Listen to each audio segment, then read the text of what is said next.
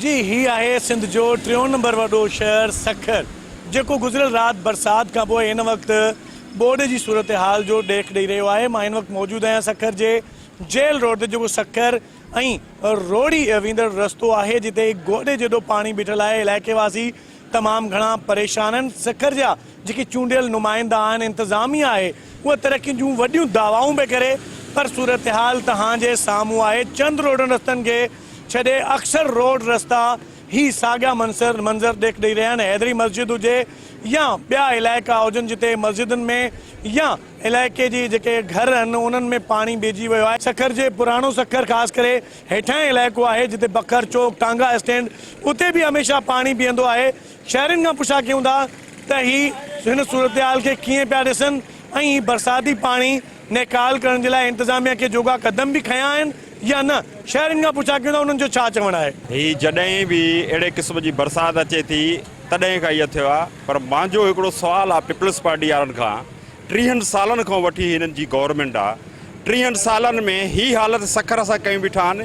कहिड़े मुंहं सां जेको आहे सो हो वोटनि लाइ अचनि था। शहर के अंदर 0% निकासी नहीं है, जबकि बारिश कुल कोई आधा से पौना घंटा हुई है। उसका आलम ये है कि निकासी बंद है, जिसकी वजह से गटरों का पानी इस वक्त रोड पे इतना खड़ा है, इस कदर खड़ा है। ये बारिश का पानी नहीं है जो आप देख रहे हैं, ये गटरों का पानी है। ये निकासी ना होने की वजह से, सेवरेजेस ब्लॉक होने की वजह से ये आलम है शहर का।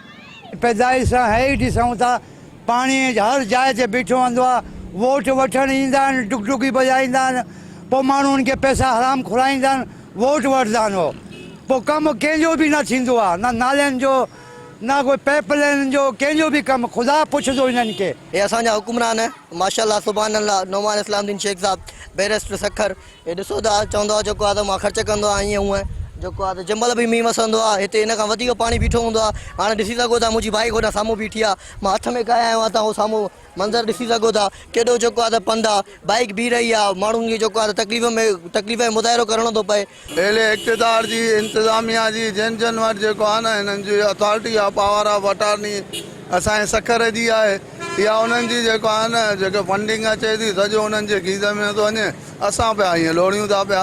रश्का था वञनि, फैमिलियुनि सां त माण्हू वञनि, हो रश्के वारा पंधु काए था वञनि, रश्के में पाणी थो वञे, फैमिलियूं वेठी आहिनि हेॾी।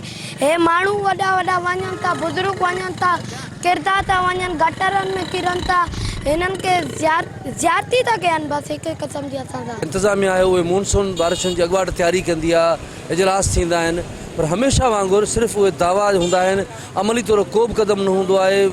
ग्राउंड रियलिटी आहे त पाणी गोॾनि गोॾनि ते पाणी बीठो आहे, माण्हू फैमिली समेत हिन पाणी मां गुज़री था अचनि पिया। पुराणो सखर पूरो पाणी में ॿुॾो पियो आहे। हीअ अशर तव्हां ॾिसो पिया, तव्हांजे साम्हूं आहे। हीअ का ॻाल्हि का लिकी छुपी न आहे, न तव्हां खां का शइ लिकी छुपी आहे, न असां खां का शइ लिकी छुपी आहे। पोइ हिन इलाही माण्हू फाथल आहिनि, घटि में घटि 30 खां 35 गाॾियूं जेके आहिनि बंदि थी चुकियूं आहिनि। पाणी रोड ते तक़रीबन जेको आहे 4 खां 5 फुट पाणी बीठल आहे रोड ते। हिननि लखें किरोड़ों रुपया निसासिक खे ॾिना। निसासिक जो किथे आहे जेको प्रोजेक्ट जेको हिन हिते इस्तेमालु कयो, सखर में हलायो। हाणे असां त वसपुर सॼी ॿुॾी वई आहे, असां घर घर में पाणी आहे, असां फ्रिज सड़ी वई आहे, टीवी सड़ी वई आहे। असांजी हे हालत ॾिसो था, पाणीअ में निकिता आहियूं मजबूर थी करे, घर में ॿार परेशान। कैमरामैन सजाद संजरानी नगर, फारूक सुमरो, टाइम न्यूज़, सखर।